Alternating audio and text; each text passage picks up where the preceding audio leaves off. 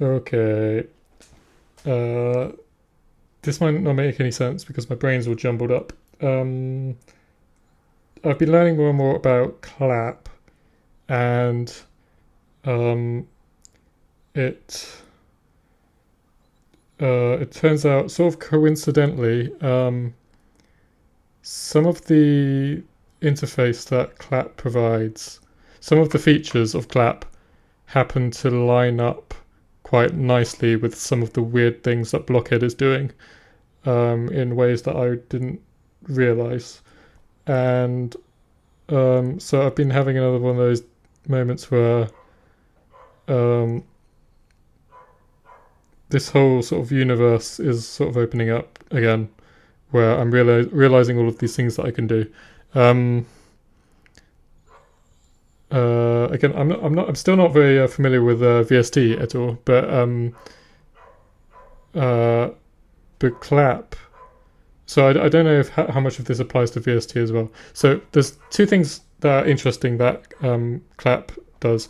First of all, clap provides an interface for the host to tell the plugin to completely reset the DSP.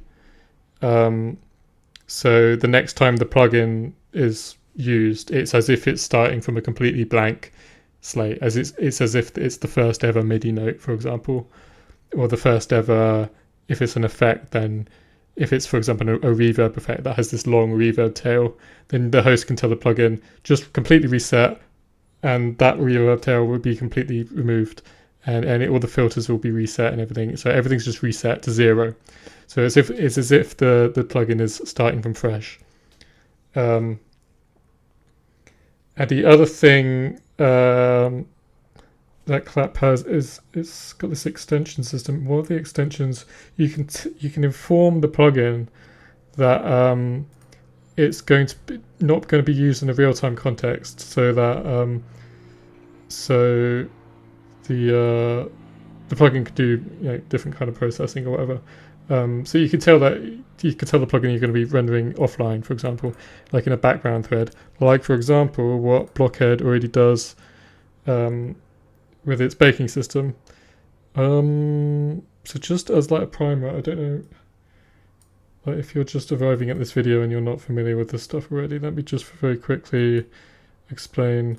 So Blockhead has this whole system where every block that like creates or processes audio, it can either run in a real-time processing context, or it can be sort of rendered offline. So for example, if I have this spring reverb thing, the reason why I'm able to generate this waveform, so this input from above is going into this effect block, and every time I change parameter, you'll see that the waveform disappears for a moment. So if I create more decay, for example, you can see what's happening. The reason it's disappearing is because it's switching back to the real-time processing. So every time you make an edit to anything, Blockhead's figuring out what needs to rebake, and it's automatically, the engine will automatically like crossfade to eliminate any like clicking artifacts when it's switching between the real-time processing and the offline like baked samples that it's creating.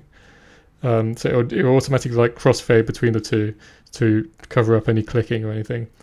So this is something that all just sort of happens automatically in the background by default, and you can get little bit of information about what's going on here, but generally it's not something that the user has to be aware of. And I've noticed in like watching YouTube videos of people playing around with Blockhead, basically what this amounts to from the user side of things is people go, oh, that's cool, you can see the waveform of the effect before it's even played back. So that seems to be the like from the user's standpoint, what this is like, how the meaning of all this. That's like the end result is they go, oh, that's cool, you can see the waveform. But for the past like year or so, I've been thinking about just off and on about the idea of making this the fact that you can switch between like real-time processing and the baked processing, which usually is happening automatically, making that more of a prominent feature and introducing the idea of certain blocks and certain types of effects which will only work in a baked context or an offline context. So there will be no real-time DSP counterpart. It will be a block that only works when it's baked. So for example, you could imagine you could have some kind of effect which, like for example, I know all of the audio input that is coming from above in this like range here of the effect block. I know all of the input that's coming. Like I effectively know this buffer of audio. So you could imagine an effect which takes that buffer from here to here and like jumbles up all of the data inside and plays it back in a different way, which is something that to an extent it's possible with like real-time processing, but it's always like windowed and it will always like introduce a little bit of delay or whatever to the signal chain. But if I have like a kind of block which if I communicate to the user this block only works when it's baked, there's no real-time processing, it's only a baked block, then it opens up this like universe of other types of effect which can only work in a baked context. And also then you can do like you can easily do like FFT processing without introducing it, like spectral processing without introducing any delay, which you would normally introduce a little bit of delay for that kind of thing. There'll just be no need for any delay because and like really high quality time stretching as well. Time stretching where usually it would take too long to process in the audio thread. But again, I could just say to the user, this is a type of block which only works when it's baked. And so when you edit things, you're going to have to wait for a moment for it to process the audio. So effectively, it will just, instead of crossfading over to the real-time processing, the engine would crossfade over to silence for a moment while it bakes. And once it finishes baking, it will crossfade to the bake sample. So that's how that would work. Okay, so how does that relate to clap? So clap has this interface for you're able to tell the plugin that it's going to be processing in an offline thread or whatever. Which that's not so important, but the important part is that the plugin can completely reset itself. Okay, so I said at the beginning of this that my brain is all jumbled, so let me try to get my bearings here. Right, so third-party plugin support through Clap. What I want to do is forget all that stuff that I just said about offline processing for a moment. I'm going to add for clap instruments, I'm going to add this MIDI block thing, first of all, just as a first pass, which would look kind of like the meta blocks does, where it's just like, it basically represents a note on and note off event. So, and then you could direct it towards an instrument. So the left-hand edge of the block would be note on, the right-hand note off, and it would have like a velocity and pitch associated with it, kind of like a block in a piano roll in a more traditional DAW. And so the clap instrument or VST instrument, one day maybe, would just be, it would work exactly like it does in a traditional DAW, where you have an instance of that instrument that exists somewhere in the project, and it's just receiving MIDI signals from somewhere, and it's constantly running, not including, when plugins have like mechanisms where they go to sleep when they're silent or whatever, or when they're not doing any processing. Okay, and so that's instruments, and then for effects, I'm going to have an effect rack per track, just like you have in a normal DAW, And that's where the VST or clap effects would go. They would just be in a normal effect rack, and they're not going to interact with. I agonized for a long time over trying to make that work where you could put things like at particular points within the track, like in between lanes. That's not going to happen. It's just going to be a real-time processing effect rack at the bottom of the track. So it's free running, it's always running like it does in a normal DAW. So everything in the track goes into the effect rack at the end, and instruments will not be routed through the stock blockhead effects. They will just go straight down to the effect rack at the bottom of the track. By instruments, I mean instruments triggered by these MIDI blocks that I was talking about. Okay, so that's the real-time processing for clap plugins that I want to do. Then I realized when I was thinking about offline processing that what I can do if I have some kind of interface, or if I set some kind of precedent for the fact that certain blocks are known to be only useful in a baked context. They only work with the baking system, so they're always going to be processed offline.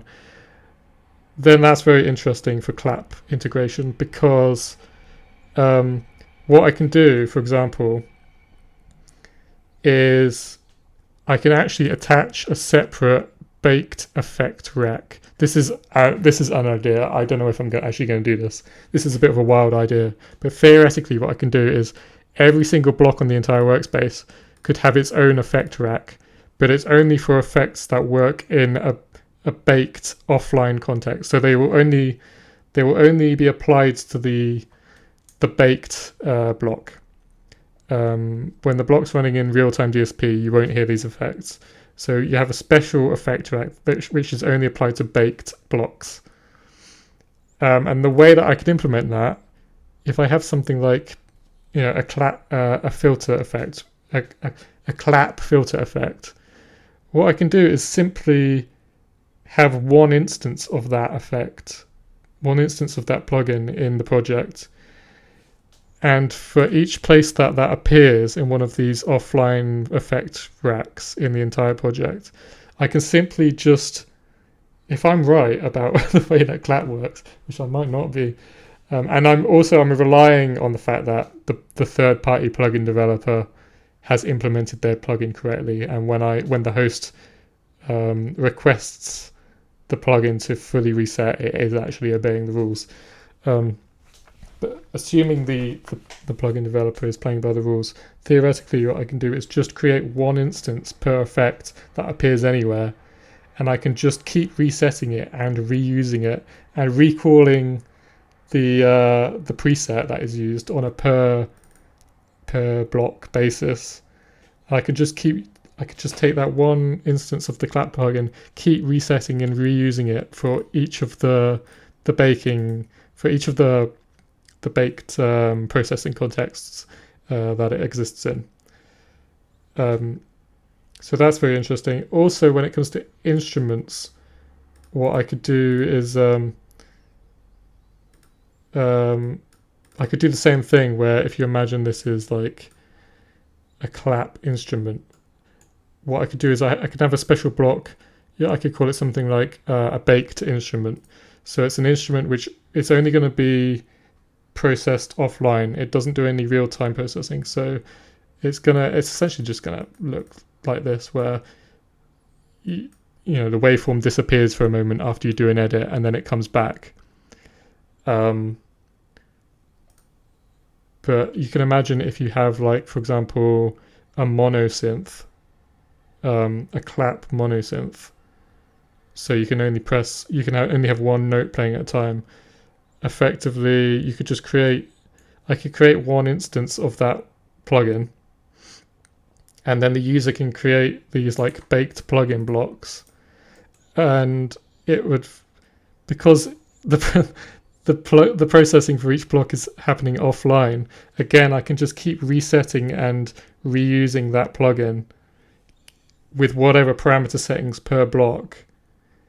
Just keep resetting to 0, process the audio to generate the block data, then go on to the next block, reset to 0, process the audio, and again it's only happening every time you do an edit.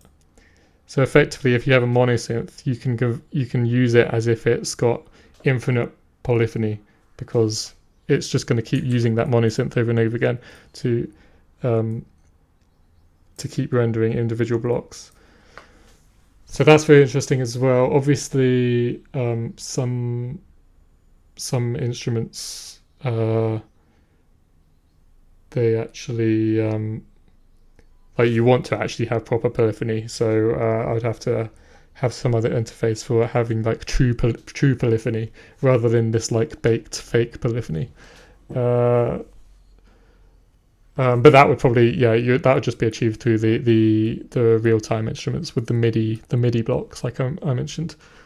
Anyway, so that's just the thoughts have been racing through my head for the last 40 minutes or whatever. Yeah. Well, is there anything else I wanted to say? I don't know. That's where I'm at the moment, like mentally. Possibly there will be more. Anyway, I'm more interested in clap now than I was a few days ago. Interesting stuff.